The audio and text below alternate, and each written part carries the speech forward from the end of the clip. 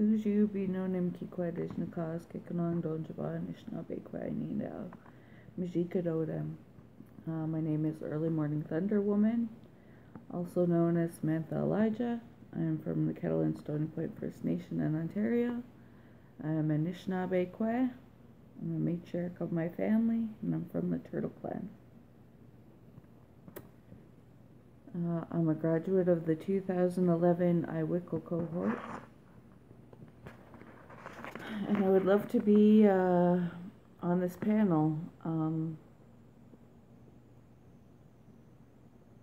I've walked on many front lines in the last 10 years. I've worked a lot of jobs. I've worked with the Chiefs of Ontario. I've done a lot of volunteer work. A lot of the work I do is kind of behind the scenes.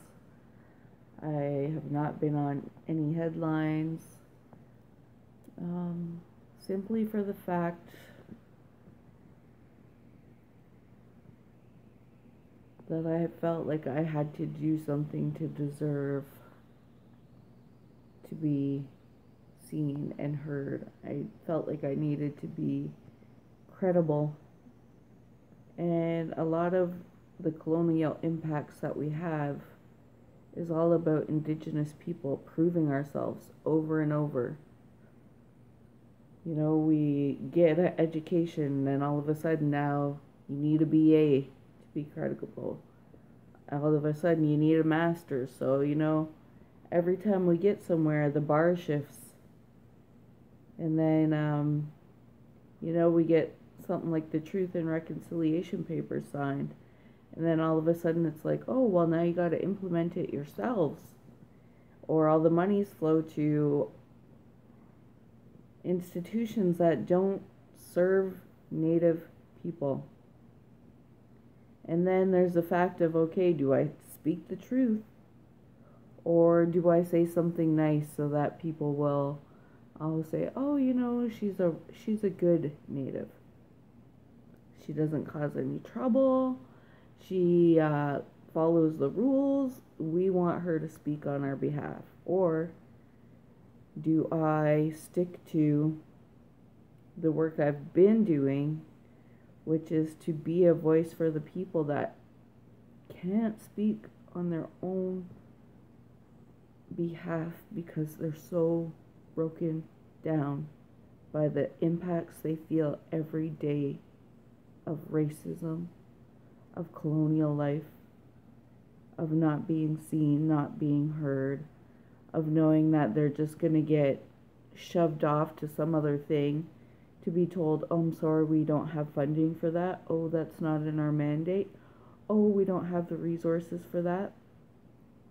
I know what it's like to live in Canada in 2018 as a First Nations woman that is single, raising my own 2 children, and to have limited access to resources. Well, they're tooting 1 billion road to the ring of fire in the First Nations. I know what it's like to have all those carrots dangled in our face if we agree.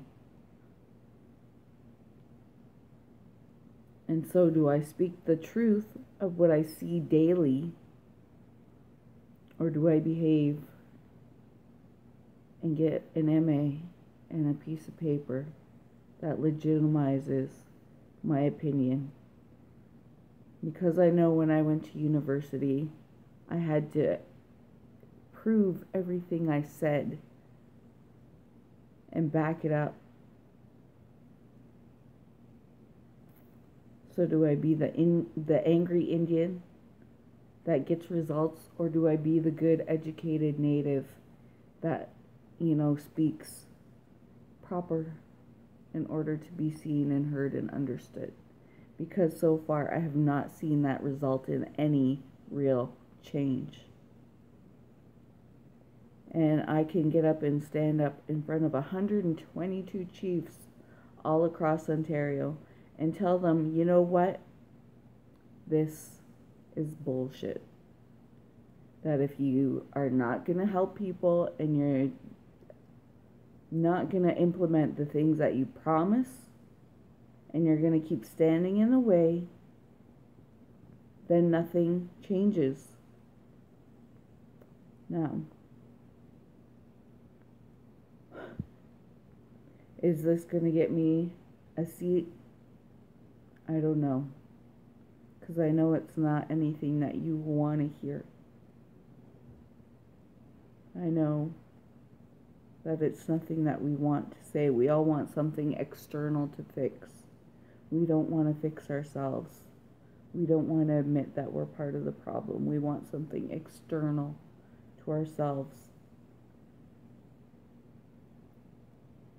But I live every day in this nation, and I read the headlines every day, and I know that the only change we can make is within ourselves as individuals, and to press through and find the courage to change and be the change. So I would love to be part of this panel, because I really do believe that change is possible.